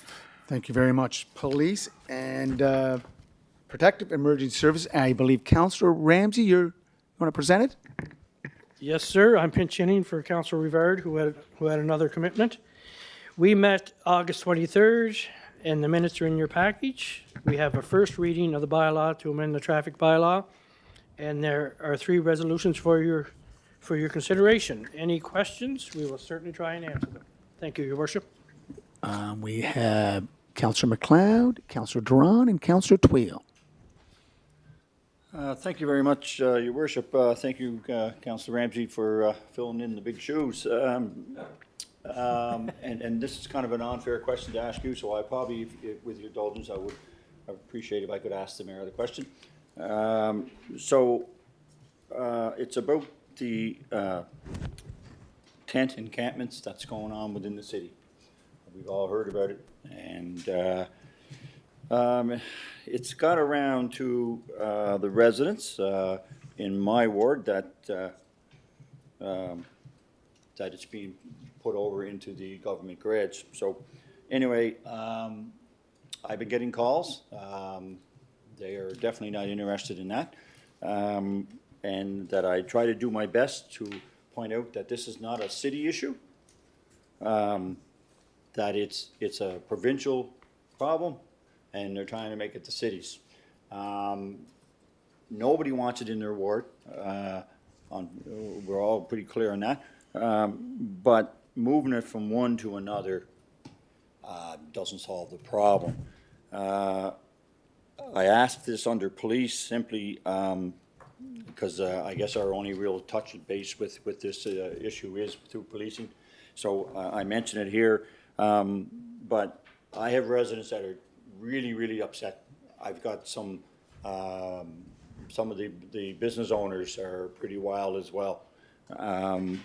So, you know, when you ask the question, what is the end result? And, you know, nobody seems to be able to give that answer. So the residents are asking me, Your Worship, if we could somehow sit down with the residents and the province and the major stakeholders in the area to explain what exactly is happening, because we all know what happens when there's a little bit of rumor gets out there, magnitudes.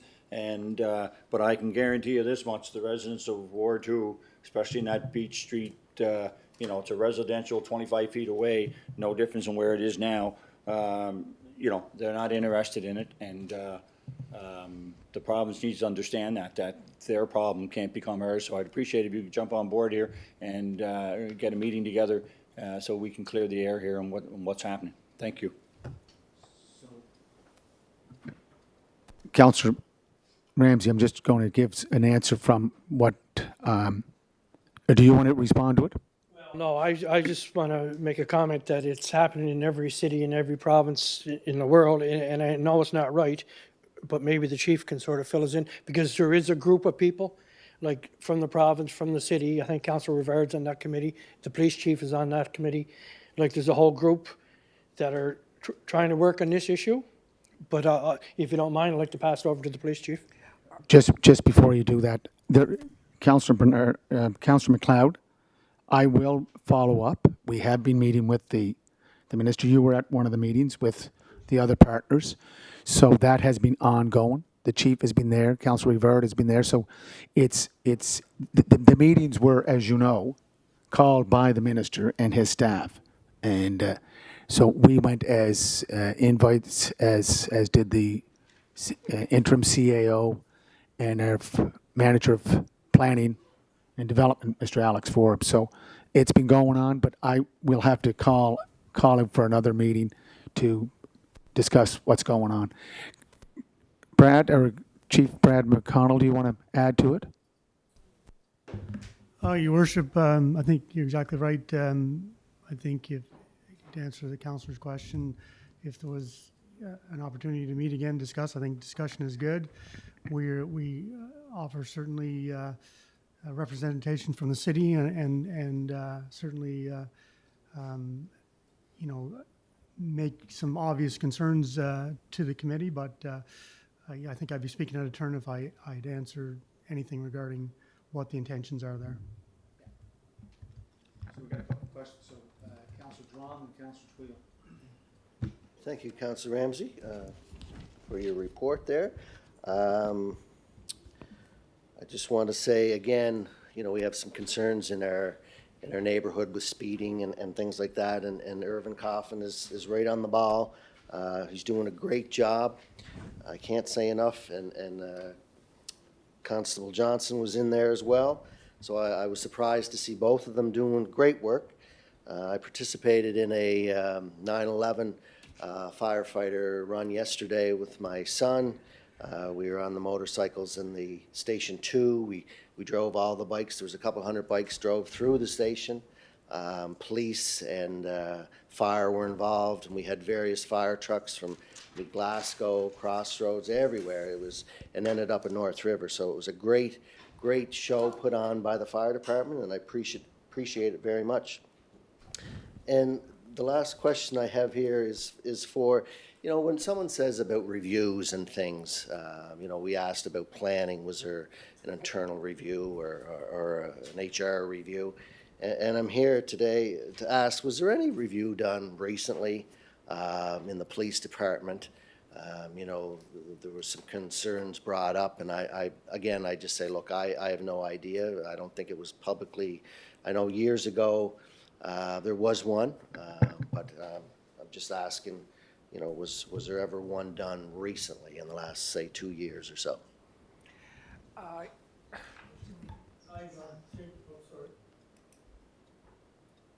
Not that I know, Chief, as you say. Councillor Drong, there was one a few years ago, but in the future, that would have to be up to the chief and, Chief? There was one done recently, this spring. But that, Councillor Duran, would go an employer or employee, it was a confidential matter, it was dealt with by the former CAO, and the human resource manager and the chief met with the officers, reviewed it. We're working on an action plan on trying to implement some of the recommendations that have been brought forward. So yes, there was one done this spring, late winter, early spring. Okay, and you know what, that's great, but I just didn't have that information, right? When the person asked me, I said, look, I know there was done, we discussed it, but I just wasn't sure about this one. So again, are we supposed to be involved? But I guess it's after the fact. Is that what it is? Like, I don't know, but I'm glad there was one. Thank you. It's just after the fact, is that? Yeah. No. Chief, do you want to elaborate on it, or is that's her answer's appropriate? No. Okay, no, I had Councillor Twill. Councillor Twill, could some of you turn off your mics because, as you know, I have 2 questions for fire, 2 questions for police. I'll start with fire first. Wondering where we're at with the negotiations with the firefighters. As you know, it's been a long time now, and I understand that. Please correct me if I'm wrong. We're not making any progress when it comes to the negotiations, and I was wondering if you could update me as to where we're at with the negotiations, and if we've reached a stalemate, should we be choosing an alternative method? Councillor Twill, that's part of the collective process. No, I Donna, understand. Donna, can I'm you asking- just, I know, I'm if she can asking just for a interject. status report, Yeah. Mr. Mayor. Yeah, So, wonder if you could help me Yeah. with that, Deputy Chief Mamie. That's the first question Yeah. for fire. yeah. Okay, to go through the chair on that. Okay. So I think the chair, Donna has something to say about it too. Am I speaking or don't? Go ahead. Like, that's under the union and everything like that, and I don't think we're involved in this, along this line, or should be involved in it. And I understand your question, Councillor Twill, but at the same time, like, I'm not willing to comment on that. Donna? I'll defer to the deputy chief. Your Worship, thank you, Councillor Twill. We're currently in the awaiting arbitration, so we've gone through the initial negotiation process, went through conciliation, and in accordance with the provincial guidelines, we're now awaiting arbitration. So I think both sides, union and the city, have declared their members and waiting for the board to convene, is my understanding. The second question for fire. As you know, during this past budget, we approved, I think it was 3 positions. Has the department filled those 3 positions? We are currently midway into the competition process. So we have our candidates. We have their written evaluations scheduled for the 16th, which is this coming Friday. Fitness evaluations on the 20th, and interviews the week after to fill those 3 positions. We had currently gone through a entry-level seasonal firefighter hiring, and we took in 4 new positions there. Thank you, sir.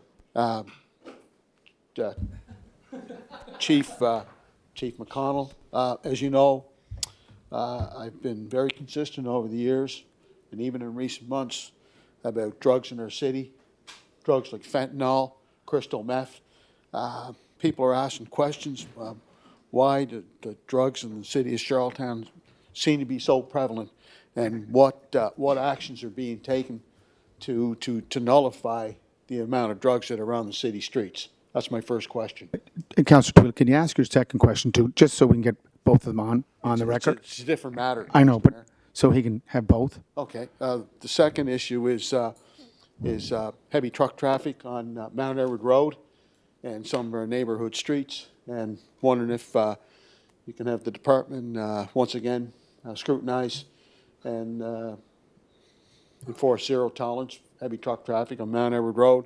That's why the bypass was constructed to begin with, was to have the heavy truck traffic utilize the bypass as opposed to using streets like Mount Edward Road and even Kensington Road for that matter. Go ahead, Chief. Thank you, Your Worship. Councillor, if I could answer your second question first, certainly I'll pass that on to our community policing and community action team to look at that issue. We know that we hear those concerns from residents too, so we will pass that on for some increased enforcement. Your first question, the illicit drug trade, certainly, again, it's an unfortunate reality that every city and province, including ours, has a drug issue. I can assure you that our members work hard on a whole bunch of different levels to combat the drug issue. Certainly the work we do, the upstream work we do with our youth, starting with the Healthy Me program and through our enforcement initiatives and our education programs. But there's no easy solutions to these issues, but I can assure you we're working as diligently as any other agency to combat drugs in our city and province. Thank you, Chief. Okay, do we have a couple of resolutions? Oh, do you have questions there? Yeah. Okay, Mike, go Councillor McLeod, then Councillor Duffy. Councillor. Thank you very much, Your Worship. Thank you again, Councillor, for your report. This question, I guess it's a rebuttal to my question, but I also have a question. I just want to make it clear that this isn't this issue with the encampment in Ward 2. I just want to make it clear that this isn't just about getting them together so that they can blow smoke again. Like you mentioned that I was involved. I was involved in the very first meeting, and I made it quite clear that Ward 2 wasn't the place for that. And I'll just give you one example. If you have an addiction issue, do you want to be located next to a casino and a racetrack? I mean, there's environmental issues. We got lots of issues there. So I need you really to understand here that this, my hand's being forced, and I'll be pushing hard against this. And I hope council will support this. That this is not a city issue; it's a provincial issue. Yeah. It's a social issue, right? That's and to make it Charlottetown's problem is shameful. So I just need that to be made quite clear, and it's been made quite clear to me. So I'll move on. I just want to touch base on Councillor Tweel's comment on the trucking and heavy speeds throughout the city. Kensington Road, he mentioned that, which is in my ward, and unfortunately I have a gravel pit. They have a tendency not to want to use the routes that are given to them. And, I've got residents telling me that for 15 years, they've been fighting this issue and nothing's been done. And they've been promised enforcement, they've been promised this, they've been promised that, but nothing ever gets done and the trucks just keep going. So I share Councillor Tweel's concern there that Kensington Road is, again, another one of these streets that was never intended for the traffic it's getting. And I think the policing module that you got out there is great. Councillor Durong mentioned it as well. I just think come budget time, let's remember this conversation, because I think we need to put more of those boots on the ground, and more enforcement is needed. Stop signs, they're just blowing through stop signs everywhere. And it's not of anybody's fault, except the fact that we are bigger and we're busier and we just don't have enough boots on the ground. So I hope everyone remembers that come capital budget time and discussions with budgets. Thank you very much. Okay, Councillor Duffy. Thank you, Your Worship. Your Worship, through Chair, Acting Chair Ramsey, I'd like to direct a question to Interim CAO Donna Waddell. Donna, did I hear you right, correctly or not about 10 minutes ago? Did you say the police department went under review this past spring, or did an issue or an incident or something? the whole department under review this past year? I think. Good to clarify. That was a good question to clarify. Thank you for asking. Yeah, no, I didn't know how long I was asleep. So workplace assessment done is all it was. Okay, thank you. Not a full review, just a workplace assessment. Okay, and Councillor McLeod, we will follow up. We will be talking to the minister. Councillor Twill, one more comment? Chief McCollum, thank you for your response. I want to implore you that the drug situation, I know you know more about the drug situation than I do, right? But I'm just telling you the feedback I'm getting from the residents, is that the perception is that the drug dealers seem to have free reign in our city. Whether that's true or it's not true, that is the perception. And it's in a lot of different neighborhoods, and people are very, very concerned. They don't feel safe. So, whatever it takes, I mean, I'm on board. Whatever resources you need, I've mentioned that before. I'm on board. You have my full support, but we've got to make some inroads. Thank you. Thank you. Okay, we have 3 resolutions? 3 resolutions, Your Okay. Worship. First one, Two please. resolutions, we have 3 resolutions on a reading paper. Moved by Councillor Ramsey and seconded by Councillor Duffy, that the Public Works Manager be authorized to cut grass, remove any garbage and other materials or debris, clean up and properly dispose of same at the owner's expense at the following properties located at 2325 Holmes Lane, PID number 1109636, 345 Euston Street, PID number 364539, in accordance with the terms of the dangerous, hazardous, and unsightly bylaw of the City of Charlottetown. Questions called? All those in favor, please raise your hand. 8-0. Go ahead there, Donna. Okay. Moved by Councillor Ramsey and seconded by Councillor Duffy, that a sole source purchase of a Rofin Polylite PL 500 forensic light source purchased from Leighton Forensic Services, the only supplier of this forensic equipment in Canada, in the amount of $34,430 plus HT be accepted, and that the funding for this equipment was allocated in the 2022-2023 capital budget. Questions called? All those in favor, please raise your hand. 8-0. There's only 2. This is a reading paper, Your Worship. We've done the first and second reading. It's to amend the City of Charlottetown Traffic Bylaw number 2020 TB-01 to add the definition of power-assisted bicycles as per the Highway Traffic Act, and amend Section 9.8 to include power-assisted bicycles. Moved by Councillor Ramsey and seconded by Councillor Duffy. Therefore, be it resolved that the City of Charlottetown Traffic Bylaw number 2020 TB-01 be read a second time, and that the said bylaw be now adopted. Okay, we'll let that keep. Shall it carry? Okay. The traffic amended bylaw 2020 was adopted by a therefore be, which one do I read, Tracy? Sorry. Resolved that the bylaw be now approved as a city bylaw, and that it be entitled the City of Charlottetown Traffic Bylaw 2020 TB, and that it be read a second time at the next public meeting of council. Yep. Sorry, And you've got 1. I was confused. 3. Was hidden.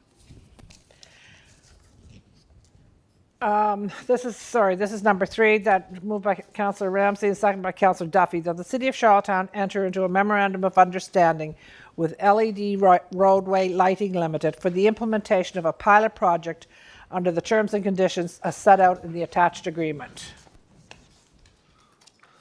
Question? All those in favor, please raise your hand. 8-0. Just 1 second. Okay, Chief, yes? I just want to make a comment. Like, I listened to Councillor McLeod and Councillor Twill and every other councillor in here, and we know how hard our police department and fire department work, and especially with our police department.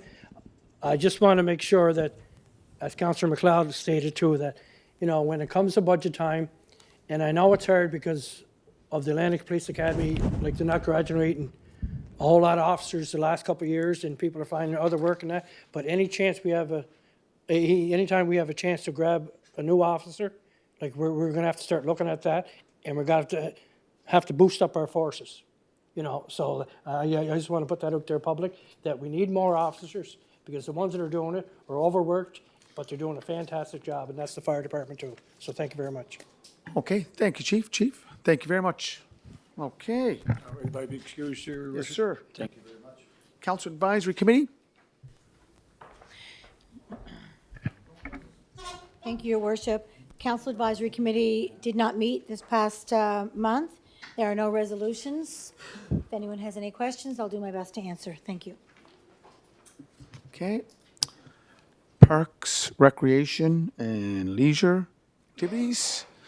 Councillor Yankoff, who's the vice chair of the committee, and the chair is not here. Please. Thank you, Your Worship. Again, the Parks, Recreation, and Leisure Activities Committee did not meet this past month. The Seniors Engagement Committee met on August the 11th. The draft copy of the minutes are in your package, as well as the approved July 6th, 2022 minutes. There are no resolutions for the department. Again, I will do my best to answer on behalf of Councillor Bernard, or I will defer to the manager of the department. Mr. Quinn. Oh, and it looks like it's, okay. Okay, okay, thanks. Councillor Drawn. Thank you, Mayor Brown.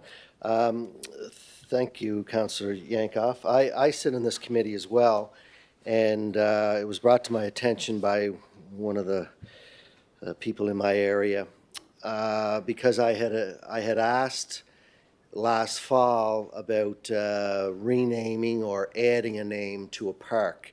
You know, this gentleman, Roger Burt, lived next door to the park for 50 years and was one of the founding people to get a walking trail in there and certain trees, and he'd prune the trees himself, and he was always involved and always took great pride in the park. So I was looking to get his name added to the park. I know it's Centennial Park. Could we get Centennial Park and add his name?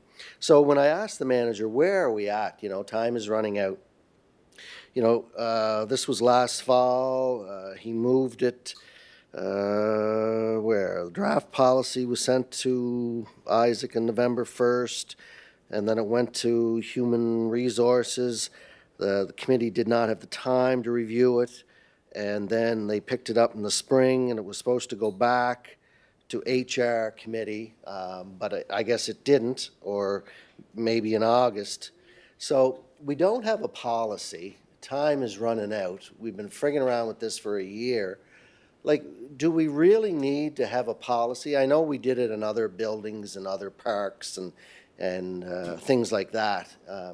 You know, I've often met different people, and they thought it was a good idea because he used the park every day. You know, I could see him in the cold winter days. He'd walk it. Like, do we really need to drag this on to get a draft policy? You know, really, we're not going to get it here, and the manager's not here, and, you know, I guess I'm looking to the mayor, the CAO. Where do we go? Yeah. Donna, could you just give a brief report of the HR report? Sorry, I apologized at the HR committee.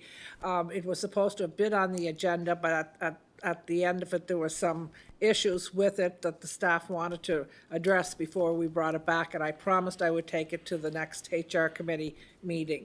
And if it's that important, I could ask the chair to, once we get a look at it, to call a special meeting in advance of the next. Yeah.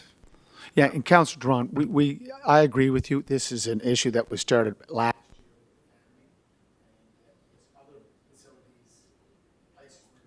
Yes. Now we have a policy, so the process is already started. Okay, I'm just, like I said, my time here is running out, so I'm just looking, you know, to see if we can get this going. Thank you, I appreciate it. So, Donna, all it has to do, I think, the application. There were some other issues with it, Your Worship, but we could get those resolved and back to HR as soon as possible. Thank you. Okay. Any resolutions? No? Councillor Twill? Thank you. Just want to reinforce Councillor Duran about former Deputy Mayor of the city, Roger Burt. I support you 100%, Councillor Duran. I think it'd be an excellent recognition of Mr. Burt's contribution over the last number of decades. I don't know if you can help Councillor Lana in terms of playground equipment. Has all the playground equipment been installed that was ordered, that was approved in the for capital projects for 2022? I'm looking for some playground equipment, not for myself, but for the children up in the Oliver Street area. I know that it was approved, so I'm looking for a status report. As I understand it, we have received the playground equipment for 2021, and it's been installed, and we are hoping to get the 2022 in the fall. I mean, it's no fault of anyone's, it's just, it's supply chains, so we got 2021, or say 2020, 2021, it arrived, I think, last early winter type of thing. It's installed. We ordered the 2022, 2023, and we're hoping that it will be delivered this fall.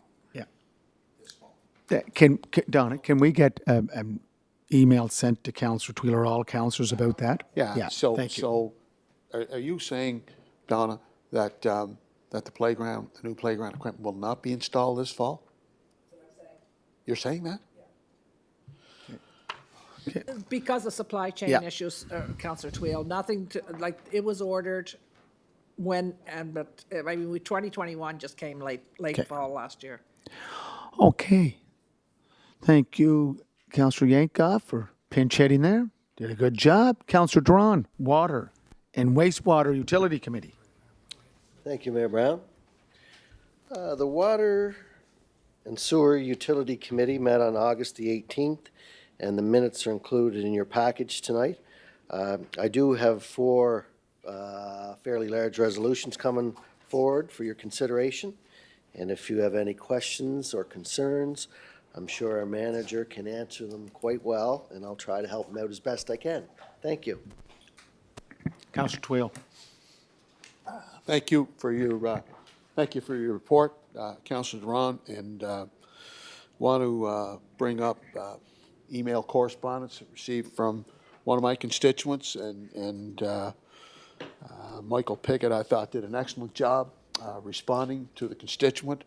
But in the information, I did have an opportunity to speak with Michael Pickett late last week regarding some of the infrastructure, lead pipes here in the city of Charlottetown. Some of these lead pipes are about 100 years old, and what I wanted to state here tonight that I'm looking forward to an ambitious infrastructure renewal for replacing those lead pipes. Some of these pipes, again, are 100 years old, and hopefully, Mr. McEwen, we can have an ambitious plan of action that can be mapped out for the next, 5 to 10 years, so that our residents will know, whether it's up in Despersay Crescent, Bayfield Street, or other parts of the old city. I think that has to be a top priority, and I know it's going to take a lot of infrastructure dollars, but I'm looking forward to creating that plan. Okay. Did you want the manager to answer that, Mr. Councillor? Richard? Sure. Your Worship, thank you for the question. We have produced the plan. We put the project forward for funding about 3 years ago. Unfortunately, it did not receive funding during the last round of infrastructure funding. So it is there on our books, and it's amongst the number of infrastructure requests that we have in our lineup coming forward. Well, then that means that we got some work to do with the provincial government, the federal government. Yeah.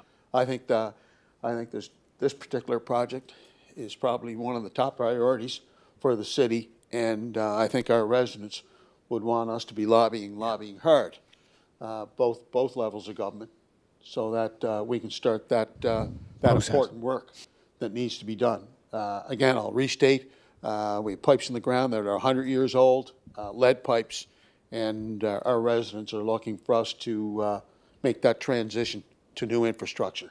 Okay, thank you. Okay. Donna? Resolution number 1.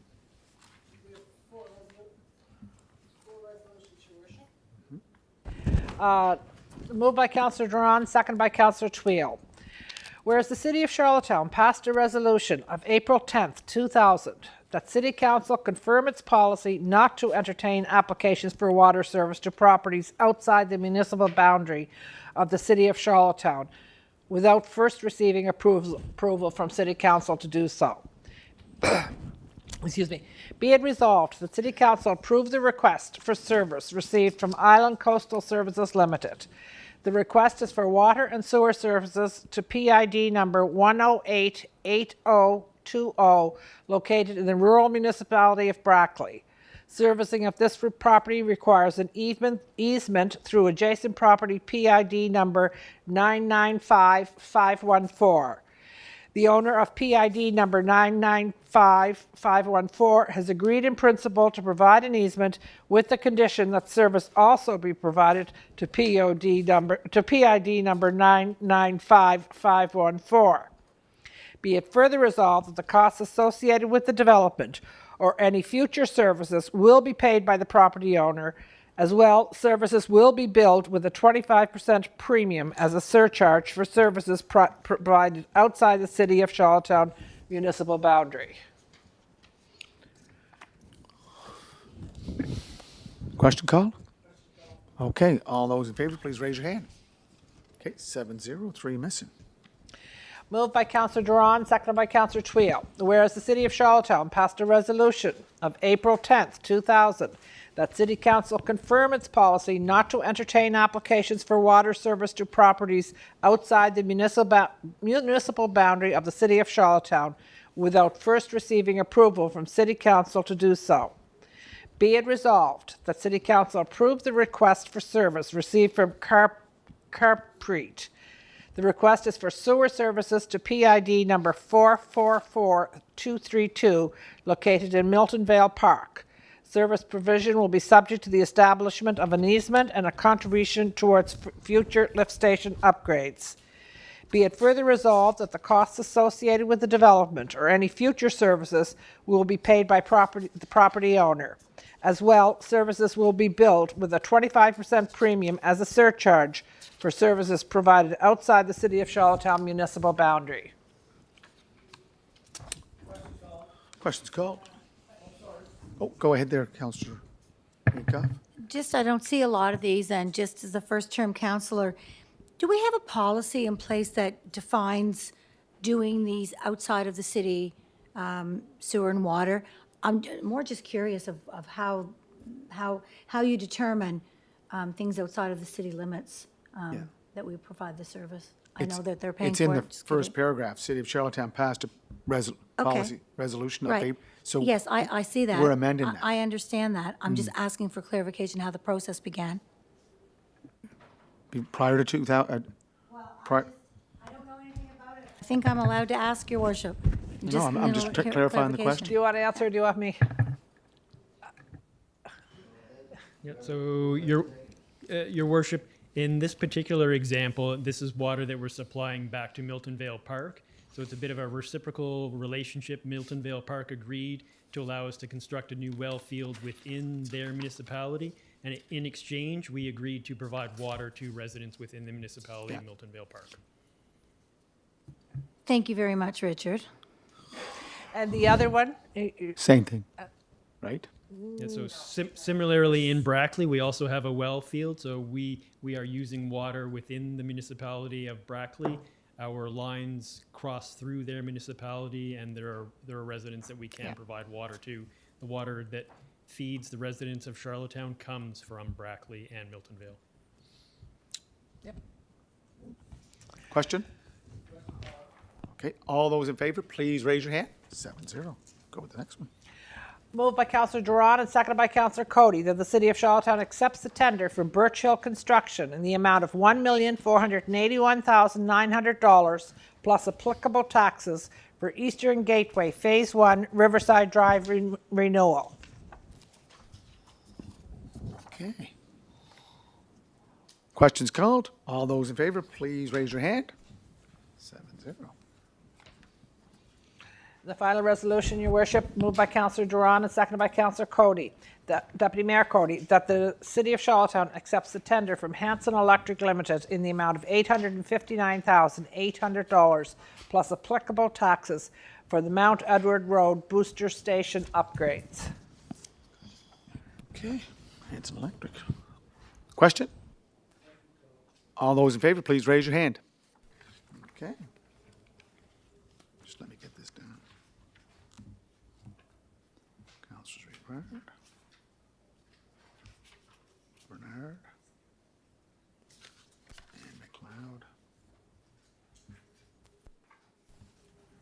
Absent.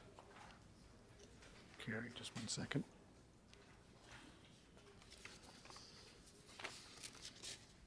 Okay.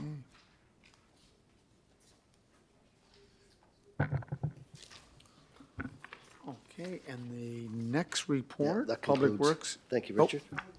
Oh, thank you, Richard. Next report, Public Works is done, so we're going to Economic Development. Councillor McKay. Last report of the night. Thank you, Your Worship. The Economic Development, Tourism and Event Management Committee did not meet since our last regular meeting. The Arts Advisory Board met on August the 30th. The draft minutes are included. There are no resolutions for your consideration. Some updates just to share briefly. Staff have been invited to join representatives from the PEI Department of Wellness, Health and Wellness Recruitment and Retention Secretariat at the Family Medicine Forum in Toronto in November to strengthen the Secretariat's physician recruitment efforts in the Charlottetown area. I think this is really an area that we know we're suffering in greatly, so I'm sure our staff will be able to provide great information about our great city. So that's good news. Work will continue. And we'll start on overhauling our city's economic development investment profile, which is a useful tool for business traction. City Cinema Under the Stars made a triumphant return to Victoria Park on Labor Day weekend. There was upwards of 3,000 people took part in that outdoor movie over 3 evenings. The fall cruise season is now in full swing with 54 ships scheduled to arrive between September 3rd and November 3rd that will carry more than 136 passengers and crew. Take special note of September 20th and 27th, which will be a 3-ship days, and October 4th and 9th, which will be 4 ship days. It's I know, our city was busy tonight trying to get back up here to City Council. That ship that was in was huge, so it's exciting to see so many people. This next point, I'm really, I think we need to celebrate and thank our staff for being so diligent to bring Van Gogh to PEI. It wrapped up with its interactive experience. It was a huge success. There was so much positive feedback from residents in Charlottetown about that opportunity to get down and take part in that. So thank you very much, guys, for the great work on that. And September brings an array of events anchored by the Fall Flavors Festival, which also is the famous PEI International Shellfish, I can't say, I'm tired, Shellfish Festival and Farm Day in the city. That concludes my report. If anybody has any questions, we'll do our best to answer. Any questions? Councillor Twill. Question I have is, was the Arts and Culture Advisory Board ever given the opportunity to have some of the artisans in our city look at the exterior finish to the parking garage down on Kent Street? I mean, council passed a resolution, I think I opposed it, to spend $500,000 on that expenditure when that money could have been put into repaving our neighborhood streets, and that would have been a great opportunity for our artisans in our city to have the opportunity to come up with some options and maybe some sketches as to what could be done. $500,000 versus $10,000. Maybe it's a pipe dream in mine, I'm not sure.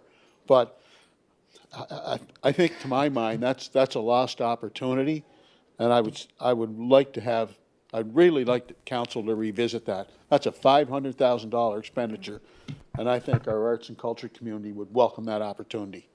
Thank you, Councillor Twill. I love your idea. We just have to really go back. It's part of the planning design review process that takes place within the city. We'd have to change some of that. I think, Laurel, and you can correct me if I'm wrong, but it's not just a matter of having artists come in. I love the idea of engaging our artists within the downtown core and making our city beautiful with that, but we'd have to change processes because it really falls under planning's design review. And what's on the west side of the fire station, more positive feedback. The city cinema, lots of feedback, just great stuff. And hopefully we'll get them back next year. Right, Earl, I think you're working on that? Yes, yes, we are. Your Worship, with respect to Councillor Tweel's question, the parkade artwork wasn't classified as artwork when it initially went through the process. That's why it went through just design review and planning, which is included as part of the overall project. I have been involved with the Arts Advisory Board since August of 2020, and the project did not flow through that board from August 2020 through until now. I'm sure if there was a desire of council to reopen that file, we know that it would be an extensive process to do that, but I think there would be a willingness to work with council on that project. Okay. Okay, so listen, well, the design review process is in place, unless we want to amend that design review process. Well, I just think, I think, Mr. I know. Mayor, Mr. Mayor, I want to thank Laura. Yeah. Laura, thank you for that clarification. I think, look, I think it's a great opportunity. Why can't we just put the $500,000 on hold, explore the option and opportunity with the Arts and Advisory Board, and then maybe reach out to some of the artisans in this city, and maybe we can save all that money. Maybe we can save all that money and put it into the into street reconstruction. I mean, some of our streets here, neighborhood streets, have been like this for the last 10 to 12 years, and what a wonderful opportunity. Some great things are happening on Kent Street with the new lights. Some great things are happening, and why not make it all-inclusive and involve the artisans in our city? I think they would welcome that opportunity. I really do. Yeah, it's a process that involves design review process, which is part of the planning process. And these processes were all voted on by previous councils, so we're just following suit on what was given to us in 2020, 2021, 2022. But looks great down there through the city. Ships are, I think 3 were in last on Saturday or Sunday. Lots of people in the city. It's a great time to be home in Charlottetown. Any new business? Yes? Okay. So I need a motion to adjourn, because we're going to adjourn this public meeting. Moved by Councillor Yankoff, second by Councillor Duffy. Yes, sir. Does this have to go into a closed session? Yes. Can you? It has to? We're reading from the section. You have the section? Section 119, shall read it over. Okay. Under what one? Could you just? Okay, we have to close this session first, and then we'll go into the closed session. But you're not going to answer my question? Yes, you will. Okay. Just 1 sec.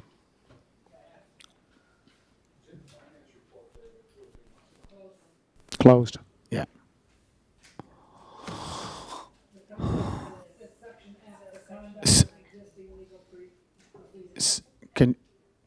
Section 119, subsection 1F.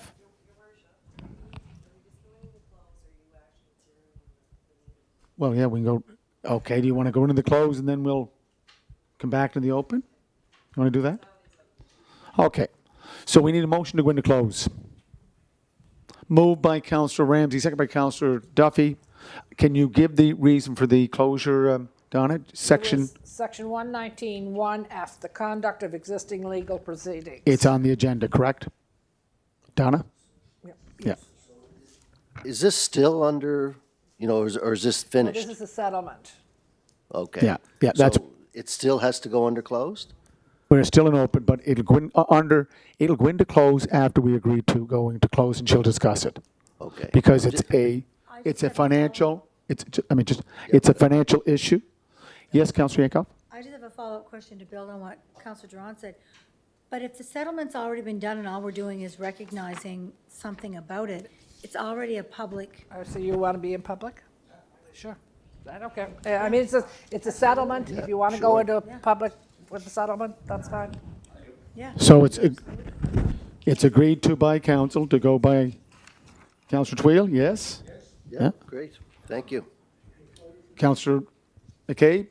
Yes. Okay. Deputy? Okay. Do you want to read it out? Sure, you can open the door. Yes, Your Worship, on May of 1st, I recommended to Finance Committee in a closed session that there was a settlement offer on the table with Chandler Architects up to $45,000 in the matter of the,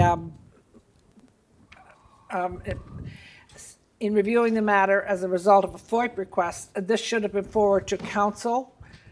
Since the matter has been completed, I am reporting that a settlement has been reached. I apologize that I didn't follow the new MGA, but instead used a past practice, my inexperience at the time working with the new MGA.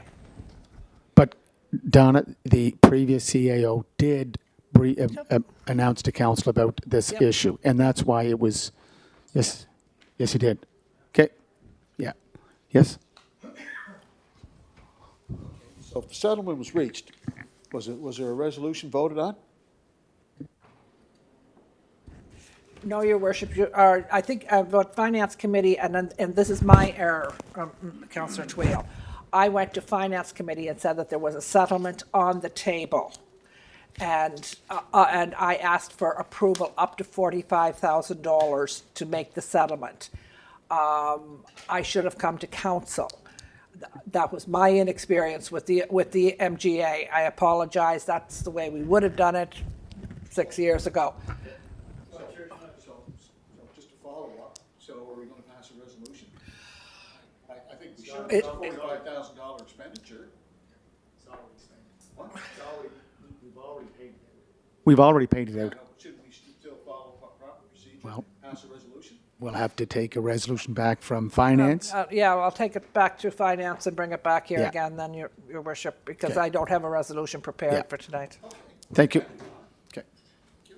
Councillor Drawn? Well, thank you, and I appreciate council keeping it an open session. I just, we were frustrated. This started right back in the strategic planning, and when we approved the person that's involved in this, lawsuit or whatever it's called, we thought they should have got it then. Councillor Twill and I voted for it, so, I'm very frustrated that we have to spend extra money when we should have followed the process to begin with. And, it's great when people, in the process that were involved backed this Chandler's as well. He got a lot of, from his colleagues, a lot of praise that he did a good job. And that falls on council here that, we should have listened to the proper policy procedure that was in place and awarded the correct contract. So I'm glad it's in the open, and I hope council can learn from this. And, again, it's all about being open and telling the residents what happened instead of different stories on the street coming around the corner saying, did you know this? If we can keep it open for the residents, then they know what's going on, and hopefully this won't happen again. But thank you Again- very much for keeping Again, this open. I repeat that the openness and transparency of this council has been greatly enhanced because some councillors wanted the live stream camera in the chamber. We provided that. All our minutes, everything that we put up on our website is open and transparent to the community. So I'm proud of how we keep our system open to the public. Okay, so motion to adjourn. Okay, thank you very much, guys. Thank you.